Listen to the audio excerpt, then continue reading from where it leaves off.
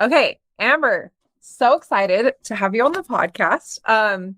So you sent me your story over email and I loved it. And I'd love to hear just a little bit about you, a little bit about your family and just you in general. So everyone has kind of some context for who you are before we jump into your story. So yeah. Yeah, so I am a mom of four boys.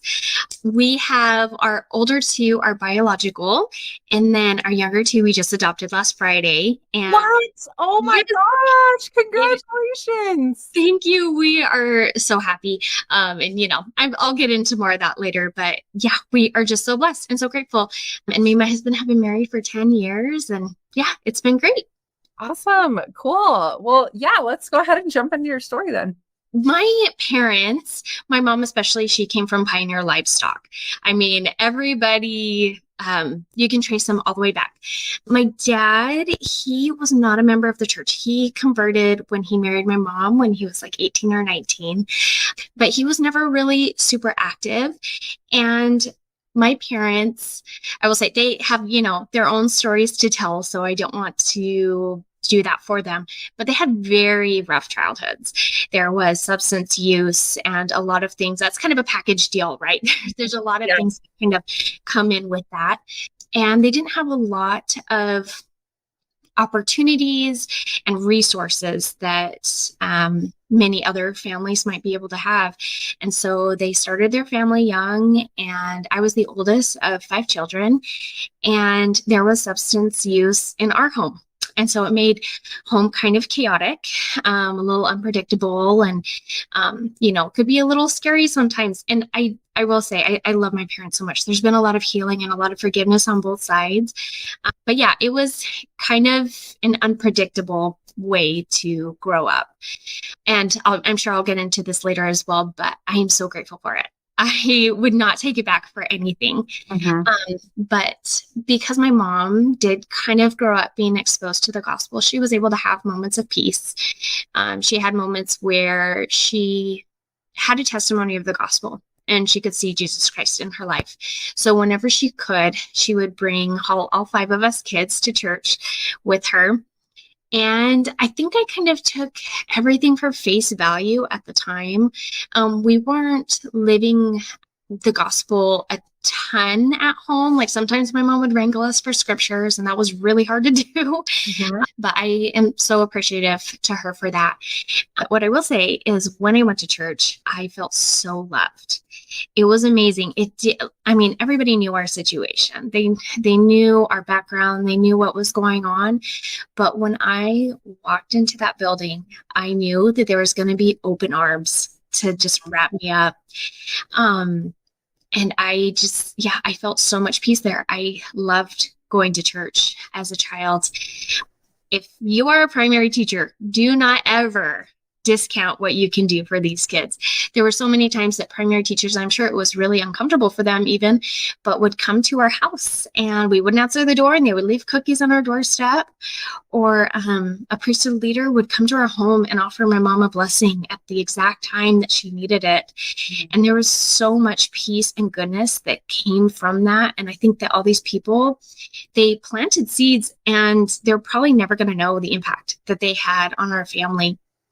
One teacher in particular, I found out later she was battling cancer, but she would take me and my sister and let us stay the night at her house and give us these king size candy bars, which were a huge commodity. I mean, we were very poor growing up. So we would take it and we would just divvy it out and we knew exactly how many pieces we had left and everything. But she spent hours teaching us the articles of faith.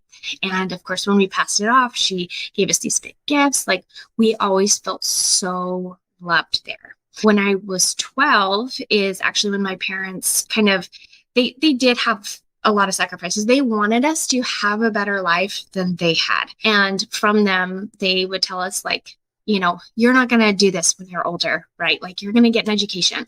You could do anything. You could do anything you put your mind to. And so when I was 12 is when my parents said, we're not going to live like this anymore. We moved away from the substance use and so I grew up in Arizona. We moved to New Mexico. Moving to New Mexico, as a 12-year-old was really hard. That was a really hard age to move. And I'm sure everybody thinks that they were an awkward kid, right? But my memories, yeah, I was such an awkward kid and I had such low self-esteem. And to be completely transparent, like honestly, that's something I still struggle with. For some reason, I have such an easy time sustaining our church leaders, and I have such a hard time knowing that God loves me. And that's just something like we all kind of have our struggles that we work through. If we had it all figured out, we wouldn't need God, right? Yep.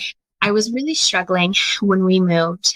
I couldn't really find any friends that I felt comfortable with. And to top that off, when we tried to go to church in New Mexico, I mean, the gospel is the same everywhere, but it didn't feel like the people were. And I will say there's a good chance, it's not a reflection of them. Like it could have just been my age. It's my preteen years. I was so angry and rebelling, and maybe I didn't want them to reach out to me, and they tried and I just didn't let them. But it never felt like home. In the 10 years that I lived in New Mexico, I was actively just wanting to leave. I never liked it there. And then it was around that time that I just refused to go to church anymore. I'm like they know our story too. And there was parents who would tell their kids that they couldn't hang out with me and my siblings. And it was really, really hard to swallow. And how old were you at this time? Like when you decided that you were going to stop going to church, how old were you? I was 12. Okay. It was really soon after we moved there that I felt so uncomfortable. And I don't know that I had like a super strong testimony at that time, because I had just kind of taken it at face value. And a lot of my testimony was in the goodness of others, like seeing Christ through others there. And so at this time, we were probably all of us kids were refusing to go to church. We made it really hard on my mom. She wanted us to, but I mean, how do you do that? And I'll be the first to say I was not an easy kid. I was really rough. But I got into a rough crowd. I felt like I was just looking for love and acceptance everywhere that I could. And I got in with this group that immediately I started toying with drugs and with alcohol. I was sneaking out all the time. My grades were dropping, and that's just where I felt comfortable. And honestly, I think that some of it had to do, like, I kind of grew up with substance use. And so I just thought, I can just stop whenever I want. Like it's not going to be a big deal. And then when my mom found out that I was doing all this, and it probably scared her because she knew the path that I was kind of heading down, I was under lock and key. My mom, she wouldn't let me go anywhere. She wouldn't let me do anything. And I mean, if I had a daughter that was doing all the things I did, I don't think I would know what to do either. Yeah, I would probably, because I have a similar past, and it's like, I think now all the time, what would I do if my kid was doing what I was doing? And I think, yep, I'd probably do the same thing that my parents did. I'd probably ship her off to, to, I don't know. Like I, as a parent, it's like, what do you do? And even us that has been through it, we don't even know what we would have done, So. No, it's so true. Yeah, I don't even know what would have been the best for me. But at this time, when my mom was like really laying down the law, I struggled so bad. I felt like I was just completely cut off from everyone that I felt loved me. Me and my mom were butted heads really bad. And with my dad as well, I just really, really struggled in my situation to where I got incredibly depressed. I would just stay in my room. It was really hard to get up in the morning. And then I started toying with self-harm. And it got to a point where I just thought, like, let me just do the easy thing for everybody. Like, this would be so much better if I just took my life, because that would be the selfless thing to do. Like, I got to a point where I thought, I am such a problem for everyone, and I'm not even contributing anything. Like, where's my worth here? Mm-hmm. And so at 13, I tried to end my life. And I know, looking back, like thinking of like my 13-year-old nephew or whatever, like it's such a young age. But thankfully I wasn't successful. And my mom was still just kind of losing her mind with me. She didn't know what to do. And right at this time, my angel aunt, so we have a huge family. And so she's actually my mom's great aunt, but she's younger than my mom. And her name is Tisha, and she called. And to my knowledge, she never lived in the same town as we did.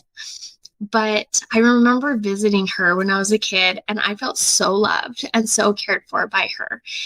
And she called my mom, and she said, I just felt like I needed to call you. And my mom just kind of laid it all out. She's like, I don't know what to do for Amber. She is a mess. I really don't know what to do. Do I like send her into an institution? Like, what do I do? My aunt, to this day, it just blows my mind. She's like, come let her live with me. And she had 5 young kids at the time. I think the oldest could not have been more than 9 or 10. And she was taking this like suicidal, gothic, like raging teenager into her home. And so my mom asked me if I wanted to move in with her. And I said, yes, absolutely. Because nothing could be worse than what is going on right now. And it was also bringing me back to Arizona, not the same town, but it still kind of felt like I was going home. When I moved in with her, she just automatically, like, I could feel the atmosphere of her home, and it felt comfortable. Like, I remember feeling, oh, this is kind of like what church was when I went before. And I trusted her, but I didn't fully believe her for the longest time. I thought, like, when I saw her and her husband interact, when I saw her with her kids, I thought, this isn't real. Like, I'm going to give them a few months, and she's going to let her walls down, and this is going to be what I'm used to. And it wasn't. And I remember after a little while just thinking, wow, like, this is what I want my family to be. I'll do anything for this. And then that was actually the year that President Hinckley gave us the challenge to read the Book of Mormon by the end of the year. And so my aunt told me, she said, Amber, I bet I could read the Book of Mormon before you. And I said, there's no way. You have 5 little kids. There's no way you're going to read the Book of Mormon before me. So I started reading the Book of Mormon. Now, I had probably read like the first 2 chapters before, maybe little paragraphs here and there, but never, ever cover to cover. And I just started consuming it. And after I pushed through probably 2nd Nephi, I could not put it down. I hated English class. And so I would like bring my Book of Mormon and put it in my English thing. And while they were reading Shakespeare, I'd read my Book of Mormon, and I'd read it on the bus on the way home. And I got to a point where that's all I wanted to do. Like, my Aunt Tisha would have to come to the room and be like, Amber, come to dinner. It's time. You need to eat. And then I remember, like, as I got towards the end, I thought, I'm about to get to the end. I know I'm supposed to pray about it, but I already feel like this is true. Like, I feel so good. I've never felt this good before. So after I finished reading it, I did kneel down. I was like, I'm going to do it anyway. So I knelt down and I prayed about it, and I got that same feeling, like, this is true. This is real and so tangible. And thankfully, while I did live with her, I got some really amazing friends. My ward was amazing. I mean, they knew that I was just this random kid with way too much eyeliner that moved in with my aunt. And they took me in, like, they loved me no matter what. And I remember even talking to that bishop, and I kind of like laid out everything that I had done. And he said, okay, so have a lot of other people. And it was so amazing to kind of have that, that understanding. Can I tell you something that is totally crazy? I have an angel aunt that I was totally strung out on drugs, and she let me live with her in Arizona, in Mesa, Arizona, took me in, and I was like so far from gone. And her unconditional love is one of the things that I will never forget in my coming back to the church. And her example, and I even remember her challenging me to read the Book of Mormon when I'm like totally strung out on drugs. She also had kids in her house, and she knew she was bringing this drug addict girl into her home. And so let's just like give a shout out to the angel aunts out there that just I find it so wild that you have the same experience with an angel aunt that took a chance on you and saw you for who you were instead of all the things on the outer shell. So it really is so amazing. I have thanked her so many times. She said, like, you have no idea what you've done for me. And I think her and her husband just kind of brush it off. And they're like, yeah, we loved you. You did great things for us too. And I'm like, no, really, you saved my life. Yep. Yes, totally. So good. I lived with her for a year. And at that time, that's when I kind of knew I needed to go home. I was in high school and I, had to figure out where I was going to graduate from and all that. And it was just time. Like we both kind of knew. And so I moved back home, and that was really hard. I still had a really difficult relationship with my mom, and I just kind of fell back into the same thing. I wouldn't say I was as bad as I was before. I wasn't seeking out the drugs and the alcohol like I was before. Because before, I'd be walking in the hall and some kid would like offer me a pill and I'd just take it. Like I did not care. Mm-hmm. And at this point, I was a bit more cautious because I was very academically minded. I was actually going to college and high school at the same time, almost full time in college because I was also getting high school credits for it. And I was working a lot. And so I bought a car, and I actually moved out right when I turned 18. So I hadn't graduated from high school yet, but I pushed my way through that and was, still attending college. I got my EMT license right out of high school, and I worked as an EMT for a little bit. And at that time, I was still, doing drugs and alcohol. I feel like my testimony did wane a bit, and I was going back to the same ward. So like I tried a few times and I still just did not feel comfortable there. And so I just stopped. It was about this time that I met my first husband. He was in the Air Force, and what I am about to say this is not a reflection on the Air Force at all. I love our armed forces. Like their service is incredible, and my experience with the Air Force was just phenomenal. Me and him got married. So he actually converted when he was like 18 or 19 and had since fallen away from the church. And so it was kind of nice having that same background. And also I think that there was a part of me that was still looking for that self-worth, and I wanted stability. I wanted to have a good, stable life. And he really did have a good heart. We were married for 2 years, but 2 weeks after we got married, I found out that he had been cheating on me the whole time. And this continued. Yeah, it was crazy. He continued this for 2 years, and I didn't tell anyone. I was so embarrassed. I was ashamed. I didn't want people to look at me differently or look at him differently. And I just I wanted this to work. And it was about this time that, I didn't feel like I could reach out to anybody, but I wanted peace so bad. And I remembered the peace that I had felt in the gospel. And I don't know if it's just like those deep pits that I have to get into to be like, hey, do you remember, remember when you felt really good before, even in the hard times? Mm-hmm. That I was able to, I talked him into going back to church with me. And I received my endowment. And unfortunately, he was still being unfaithful to me the whole time that we were going to the temple. And that was really hard for me. That was a really hard thing for me to swallow later. But I was able to get that piece of going back to church. And the church had changed a bit. The leadership had changed. And so I did feel a lot more comfortable. And I'd also gotten more to a point where I was like, I don't care what you think about me. I'm just going to do what I feel is right. And so, but my bishop was incredible. And this is kind of a crazy story. So my ex-husband, he had been married before me. And turns out I didn't know this at the time, but they had divorced for the same reason that me and him were about to get divorced, was being unfaithful. We wanted to get sealed before he left on his next deployment. And we sent in a petition to the first presidency for us to get sealed. And it didn't come back in time for him to go on his deployment. So he sent him off on his deployment. And I actually got to talk to him every morning from 3 to 5 because of the time difference. I'd wake up really early, talk to him for a few hours, and then go to work. And it was actually during one of those visits that I found out, through our whole marriage, I found out about more emails and dating websites and prostitutes. There was so much. And it was actually during one of our Skype visits that I saw all of this information. And I said, is there anything that you want to tell me? And he said, nope, I'm done. And I said, I am too. So we got off that call and I was just broken. I was financially, emotionally, mentally. It was so hard. Yeah. And I went and I talked to my bishop. I actually worked for him at the time. It was really amazing. I went and talked to him. I said, Bishop, we're done. I don't know what to do about the, requesting to be sealed or whatever. And he said, Amber, I actually wanted to pull you aside because I got a response back from the First Presidency and they denied your sealing. And he was like, my brothers are all bishops. We've never seen that happen before. Oh my gosh.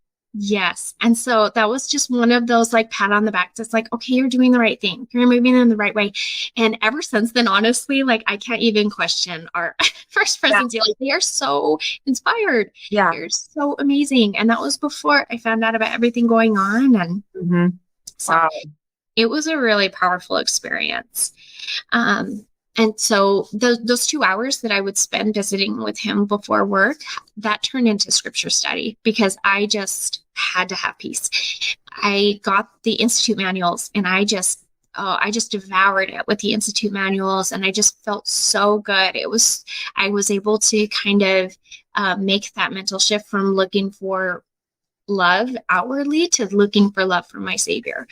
And I was really able to cement, I think that situation was really able to cement my testimony. Yeah. God, and then the gospel. So it's one of those things you can really look back and be grateful for.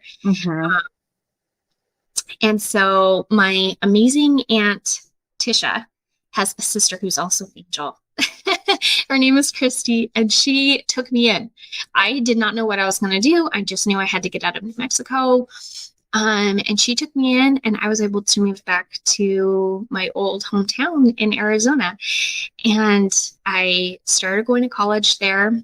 It was a great experience. Honestly, I don't know what I would have done without those women. Like she let me live with her just to help clean her house. And honestly, looking back, I don't even think I did that good of a job. She was so great. Yeah. And so I started going to college there. I finished my degree there, and I met my now husband, in English class. It's been such an amazing experience, and we were able to be sealed in the Gila Valley Temple, and then after that we had, our 2 biological kids, and then started foster care. You started 2 foster care. Yeah. Yeah. So tell us more about how that came to be. Okay. So I always knew that I wanted to do foster care ever since I was little. And I think it has a lot to do with, I saw people in my family that weren't able to get out of the situation that we were in. And then I saw like my parents being able to get us out of the situation we were in. And I just knew that I had to help in some way. And so I've always wanted to do foster care. And honestly, I have a love for children that I can't take credit for. Like that is just a gift that God has given me. And I don't even have to try. I'm honestly so grateful for it. And so when me and my husband were dating, it was actually funny. He didn't want to get married right away. He had just gotten home from his mission. I had just gotten divorced. And so we were both like really cautious about it. And then I prayed about him and I felt really strongly. And so we went on a date and I just said, these are all the things that I'm okay with and not okay. We just kind of laid everything out there. Like we had nothing to prove. And one of the things was foster care. I said, you have to be okay with me doing foster care. And he said, okay, I'm game. So after our 2 boys, we found out I could no longer have any more children, which was okay for me. I mean, some women, it can be really hard. I did have a miscarriage after that, but it felt right. Like it felt like it was the right time. And so we bought our home and we started foster care. We had a beautiful little girl for a month who totally stole our hearts. She went to live with a family friend. And I remember when they took her, me and my husband just sat on the couch and we just cried. And my husband said, I'm not doing this again.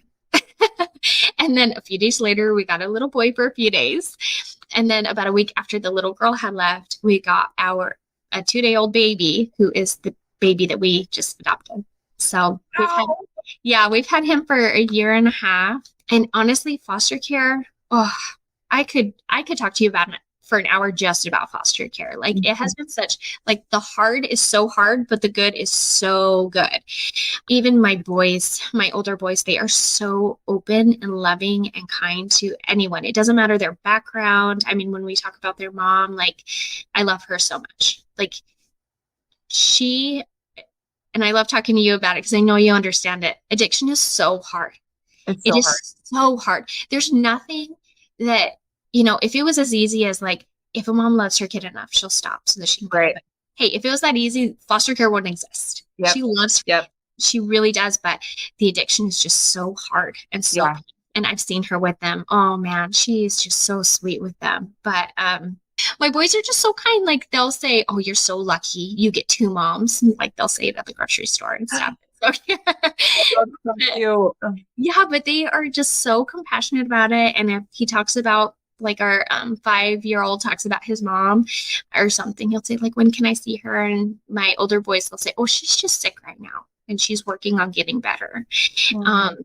And so like they've just been amazing. And my 7-year-old actually, he just did a like the leprechaun thing. If they've got the pot of gold at the end of the rainbow, what would they buy? And he put beds on there. And I said, "Buddy, why do you need a new bed?" And he said, "So we could have more foster kids." Oh my gosh.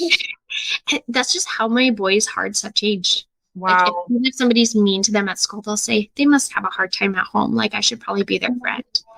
Like, and they do have good boundaries too, but they're strong-willed kids, but they are just so loving and so kind. And then on the foster care side, our 5-year-old, so we got him when he was 3. We got him a month after, and they're full blood brothers, which is really awesome.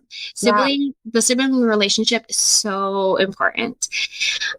So when we got him, we were his 4th home in his short little life. Wow. And he would tell us, he would say, "I don't love you." Mm. And some foster kids, as soon as they come into your home, they call you mom right away. And he would not. And I didn't force it. I'm like, "You can call me whatever you want." Even after he started calling me mom by his own choice, he still would say, "I don't love you. I only love the baby and I love dogs," which is funny because we don't even have a dog. But he would say that. And after about, I want to say it was like almost right at the year mark, he came in and he said, "Mom, I do love you." Wow. And I bawled. It was just so, so powerful. Like the highs are just so high and there's so much power in it. And like, so I also volunteer in a girls group home. So there are a bunch of teens. It's really hard to get placement for teenagers. And so usually they end up being in group homes. I've seen them go from homeless shelter to homeless shelter. I mean, it is really hard. Mm-hmm. And so, but I started volunteering at a group home, and it started out with me teaching fitness classes to them, and it ended with some really amazing relationships that I've been able to carry over. But probably one of my favorite things that happened with them is they are teenage girls. They did not want to listen to Ed Sheeran and Taylor Swift. Okay, so they don't want to listen to Taylor? Yes. So I was very selective because I wanted them to be able to do these workouts. Yeah. And so, of course, we were listening to Little John doing a dance to it. And there's one point where the girls were just like shoving each other around and goofing around. And I felt the spirit so strong. And I'm like, I am in the midst of these teenage girls swearing and throwing each other around, dancing in the ways that they're going to dance to Lil Jon. And I am feeling the spirit so strong because that's what Jesus Christ does. Like he meets us where we're at. Yep. And I've noticed like, it's funny because I do like the hard things. Mm-hmm. And I think it's my favorite because I love watching Jesus Christ work in the hard things. Yeah. I love watching him like heal from these hard places where, I can go to the temple and I can feel the spirit. I know I can, and I should be there, in the heavy. Like I know that I can bring my 5 loaves and 2 fishes. Like I have so little things that I can offer. Like me and my husband are in no way perfect foster parents, but our heart is there. And like, if we bring what we have to offer to God, he's going to sanctify it and he's going to make it enough. Mm-hmm. That is so beautiful. You are such a light. And I think the thing that's so cool to see is how in your life, God worked all things to the good. And he took these experiences that you had when you were 12 and you were just struggling. And it's like you became that aunt that you loved so much, that helped you so much. It's like you became a version of that for these kids and for these teenage girls. And it's so cool to see how something that's so challenging that, like, your mom didn't know how to navigate it. Like, you were struggling, like you were struggling to the point that you wanted to end your life. And it was such a dark, horrible place. But now, like, God has taken that experience and he's worked it into something so beautiful. And it's just so amazing to see that. Yeah, no, it's been a really awesome journey. That I haven't always been able to say that I'm so grateful for my childhood. I mean, especially with my teenage girls, like they can say, my parents did this or this happened to me. And I can say, me too. And there's so much healing in us being vulnerable together and getting into that pit together, as Brene Brown says. But one of my favorite lessons that I learned was from Emily Bell Freeman, her talk about grace. And I guess she was talking with her daughter and they said, was there anybody in Jesus Christ's life that he offered grace to that didn't ask for it? And they talked about the woman caught in adultery. Like she was actively sinning when they took her and brought her to Christ's feet. Like she wasn't seeking him out. She wasn't seeking out his grace, but he still offered it to her. And I feel like there's so much in my life that I can look back and say, I wasn't even seeking out Jesus Christ at that time, but he was still there taking care of me. I don't know how I didn't end up with some like life altering addiction. Like he protected me from that. And he protected me from so many things in my childhood and so many things that could have happened later on. Like he was constantly offering that grace, even when I felt totally unworthy and I was in the middle of sinning. I still got that grace because that is God's character. That's what he wants to do. Yep. That is so true. I mean, in my own life as well, I can relate to that so much. Just, times where I was preserved and when I just didn't deserve it. I mean, I was living my life in a way that I should have been dead 10 times over. And it's like, it's just so beautiful to see like these miracles throughout, life and how you're right. Like he meets us in those hard places and it's just a beautiful thing to see. Yeah. So, well, before we wrap up, anything that you want to share with everyone, like maybe some advice that you have for somebody that maybe they just got divorced or maybe they're struggling, maybe their spouse has been unfaithful, maybe they're struggling with their testimony. Tell us what advice you would have for somebody that's like right in the middle of it. Yeah, because there's a lot of hard things, right? We have so many things that we struggle with, like, and everybody has their struggles. I'd say one of my favorite things about foster care is, I mean, I don't love it right in the moment of it, right? But in the end, there's nothing like foster care that makes you wholly dependent on God. Some states require that you as a foster parent can testify in behalf of your kids.